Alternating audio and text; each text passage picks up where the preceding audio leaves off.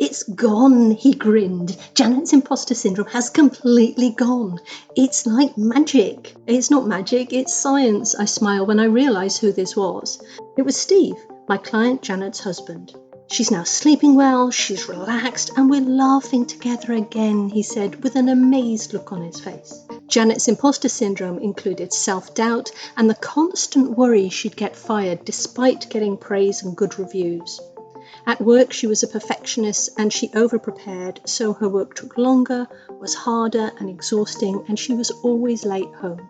She couldn't switch off at night, slept terribly, and had very little energy to spare. It took her boss to say that she was doing well, but she should get some help, as this looked like imposter syndrome.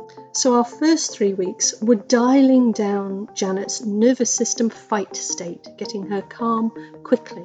Janet had worried this was her personality, but as she got more and more calm, she realised that it wasn't.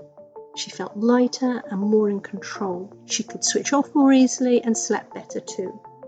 Everyone around her noticed she was a lot less stressed and angry, including husband Steve. This is not the solution to imposter syndrome, though. It's just getting her nervous system calmer so her brain's receptive to changing perceived threat. We were clearing the untrue belief that her worth varied depending on what she did. Like removing bricks from a wall, Janet went through some past events that reinforced this false belief and turned them into neutral events which no longer haunted her. Janet became more present with her team members and she understood them better, and she was able to be a calm, empathetic leader who was mentoring. Janet loved this, as this was her ideal way of leading that she'd always thought she'd failed at. Now it was easy and natural.